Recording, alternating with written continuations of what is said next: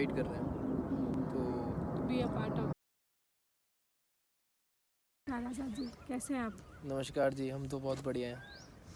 और कहाँ हैं आप अभी? हम लोग अभी गुड़गांव में जो अरावली फॉरेस्ट है वहाँ पर है, उसकी चोटी पर हम लोग बैठे हुए हैं। और कल हम शाम को आज़ादवाड़ी आए और रात भी हम यहीं रहे, बहुत मज़ा आया एक्सपीरियंसिंग लाइफ हियर। तो कुछ आप बताना चाहेंगे यहाँ के बारे, क्या कर रहे हैं आप? सो बेसिकली आज़ादवादी जो है, इस शब्द का जो मतलब है वो है वैली ऑफ फ्रीडम। एक ऐसी वैली जहाँ पे हम आज़ादी की बात कर रहे हैं जी। और आज़ादी को क्वेश्चन कर रहे हैं कि आज़ादी एक्चुअल में है क्या। सो और इसी क्वेश्चनिंग के बेस पर जो हमारी सेल्फ इंक्वायरी है कि हमारा जो सबसे मेन जो विज़न है वो ये है कि हम खुद को जानें। खुद को जानने से हम सब कुछ, सारी चीज़ें उसके बाद सॉर्ट हो जाएगी। और इसके अराउंड बहुत सारे इनिशिएटिव्स हैं हमारे जो हम जिस पे हम काम कर रहे हैं। उसमें से एक इनिशिएटिव जो है वो फॉरेस्ट स्कूल है, जो ये समझता है कि कैसे जो जंगल है हमारे, जो फॉरेस्ट हैं, उनसे हम कैसे सीख सकते हैं। जैसे हम सालों से, लाखों सालों से हम सीखते आ रहे हैं। और जो स्कूल सिस्टम है, जो क्लासरूम्स हैं, तो वो कितना आर्टिफिशियल लेवल पे बने हुए हैं। और जो फॉरेस्ट है, अगर हम उसी को स्कूल मान लें तो लाइफ हमारी कितनी स्पीड से चेंज और ग्रो होगी। तो यानी कि अगर आपको एक पहाड़ी चढ़नी है तो आपको फिज़िकली स्ट्रांग होना पड़ेगा। मेंटल लेवल पे आपको बहुत ही प्रॉब्लम सॉल्व करने पड़ेंगे कि अच्छा मेरे को यहाँ से जाना है, वहाँ से जाना है। तो ऑटोमेटिकली आपके दिमाग का डेवलपमेंट हो रहा है, ऑटोमेटिकली आपके घुटने अच्छे हो रहे हैं, नीज़ सब, आपके जो एंकल्स है वो अच्छे हो रहे हैं, स्टेमिना आपको बढ़ रहा है। तो फॉरेस्ट में सिर्फ आने भर से ही ऑलमोस्ट 90% जो हमारा एजुकेशन है वो कंप्लीट हो जाता है। तो ये हमारा एक इनिशिएटिव है। इसके अलावा हम और भी बहुत सारे काम करते हैं और ये सभी जो काम है वो जुड़े हुए हैं कि हम कैसे हमारे समाज का जो है बेटरमेंट के लिए हम करें, हमारी अपनी आत्मा जो है उसकी बेटरमेंट के लिए करें, और जो जंगल है कैसे हम जंगल को सुरक्षित रखें, साफ़ रखें, और किस तरह से हम अगर रीवाइल्डिंग के प्रोजेक्ट्स हैं तो वो कर सकें। तो ये हमारा बेसिक आज़ादवादी का पार्ट है। और एजुकेशन पे हमारा काफ़ी फोकस है कि हम एजुकेशन को री इमेजिन करें, रीथिंक करें, क्वेश्चन करें कि आज के टाइम में जो एजुकेशन हमारा चल रहा है वो कैसा है और वो कैसा होना चाहिए। अगर हम 40-50 साल बाद की अगर हम बात करें या 100 साल की बात करें हम, तो वो कैसा होगा, हम कैसा फ्यूचर देखना चाहेंगे हमारे बच्चों के लिए, हमारे जो पेरेंट्स हैं उनके लिए। तो जी। और जब आप फ्यूचर के बारे बात करते हैं तो how do you see the future, कैसा दिखता है आपको? सो फ्यूचर जो है, अगर मैं अपने पर्सनल लेवल से बात करूं तो मुझे तो लगता है कि मेरे आसपास कम्युनिटीज़ हों। मैं मतलब जो परिवार है वो पूरा रहे मेरे साथ में। और सिर्फ परिवार नहीं, परिवार के आसपास जो पूरा गांव बसता है, जैसे हम पहले रहते थे, जो कबीलों में रहते थे बोलो, या फिर जो गांव में रहते थे, तो एक बहुत क्लोज कनेक्शंस थे। करेक्ट। तो वो मुझे लगता है कि बहुत इम्पोर्टेंट रोल प्ले करता है। प्लस हमारे आसपास जंगल हो, मतलब मैं चाहूँगा कि जहाँ मेरा घर है उसके जस्ट पास में नदी बह रही है, तालाब हैं, पहाड़ियाँ हैं, जंगल हैं, बड़े बड़े पेड़ हैं, फल हमें वहीं से मिल रहे हैं, और खाना हमें, और सिर्फ हमें नहीं, हमने जो वो इकोसिस्टम क्रिएट किया है, या जो हम उस इकोसिस्टम में रह रहे हैं, वहाँ पे बंदर भी आ रहे हैं, शेर भी आ रहे हैं, सब कुछ आ रहा है वहाँ पे। तो कैसे वो इकोलॉजिकली हम एक साथ, एक संपूर्ण रूप से हम जी सकें और खुश रह सकें, मतलब एट द एंड जो गोल है कि हम सब खुश रहें। तो इसी की तरह हम फ्यूचर देखते हैं। और देखिए यहाँ तो फिर भी ये पॉसिबल है, स्पेस है और जंगल है, लेकिन बहुत सारे लोग तो फ्लैट्स में रहते हैं और उनके लिए ऐसा लाइफ देखना इतना आसान नहीं होता है। तो हाउ कैन दे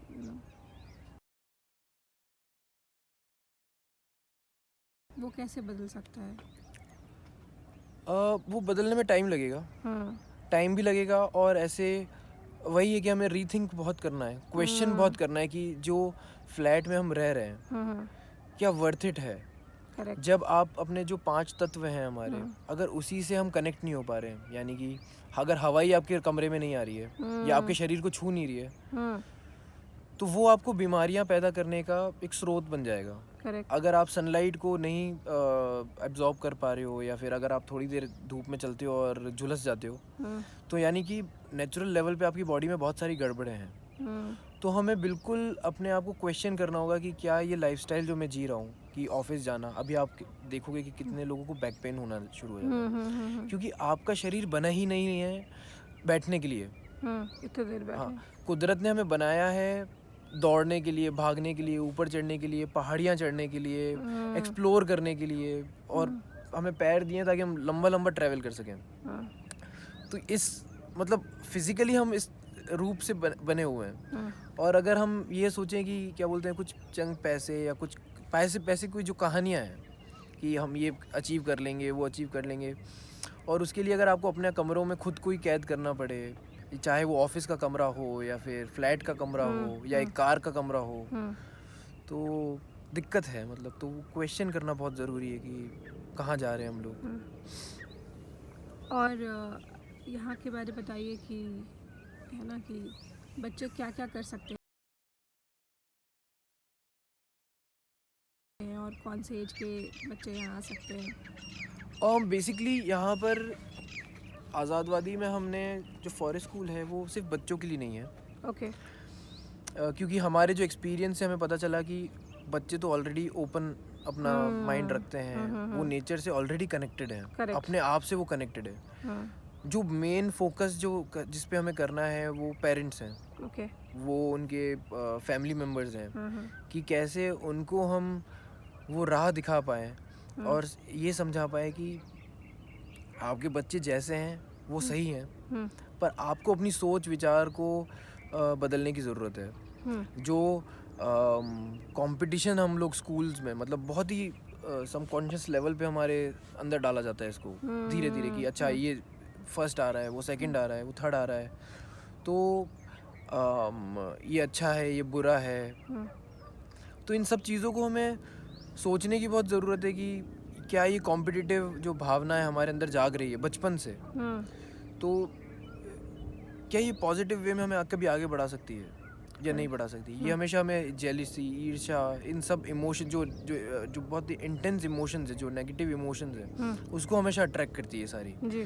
लेकिन अगर हम बात करें कि सब जीत रहे हैं, जैसे नेचर में है, नेचर में अगर आपने एक गलती की तो उसका सज़ा आपको उसी समय मिल जाएगा। वैसे सज़ा जैसी भी कोई चीज़ नहीं है, लेकिन जो रिएक्शन है, करेक्ट, अगर आपने ध्यान से नहीं चला और आपको कांटे चुभ गए, तो वो उसी वक्त आपको पता चल जाएगा, लेकिन नेक्स्ट टाइम आप ऑटोमेटिकली क्या बोलते हैं केयरफुली चलोगे।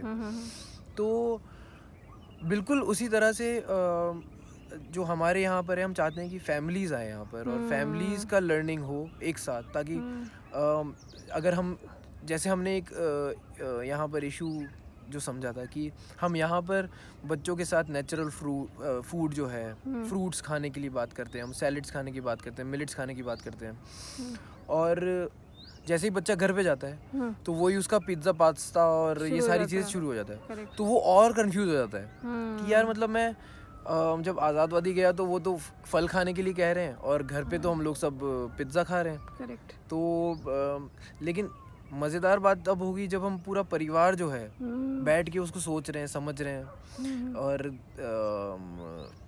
वो अवेयरनेस हमारे अंदर आ रही है कि अच्छा जो खाना है वो है क्या।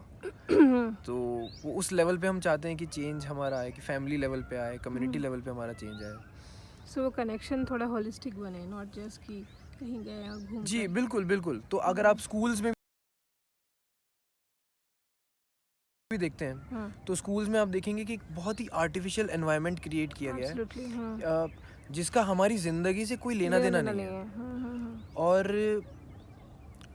जैसे अगर आप देखते हैं कि जो टीचर्स हैं, तो आर्ट टीचर है मान लीजिए, उसका आर्ट से ज़्यादा कोई लेना देना नहीं है, वो बस इसीलिए ही आर्ट कर रहे हैं क्योंकि उनको आर्ट पढ़ाना है, अपने लिए कुछ आर्ट नहीं हो रही है। क्योंकि उनको टाइम भी नहीं मिल रहा है। करेक्ट। वो 9 बजे जाते हैं और 6 बजे वापस घर पे आते हैं। उसके उस बीच में मतलब बैक टू बैक क्लासेस, कोई उनका ये नहीं है।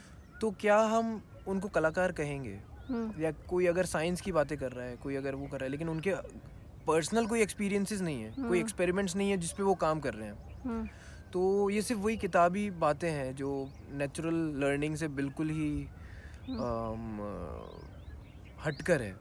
और यही हमें आगे जाके दिक्कत देती है कि आर्टिफिशियली आप कितना ही मतलब सीख लोगे। So before we wrap up, आपसे एक और सवाल पूछना था कि अगर कोई यहाँ आए तो how would a day look like here, यहाँ पे आज़ाद वादी में?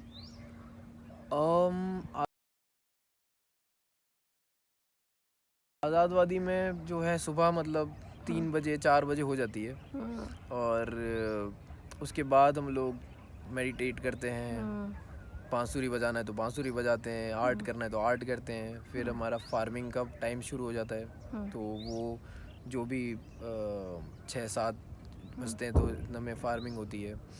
और उसके बाद थोड़ा नाश्ता वगैरह खाने का, फ्रूट्स अगर आपको लें तो वो हम लोग खाते हैं।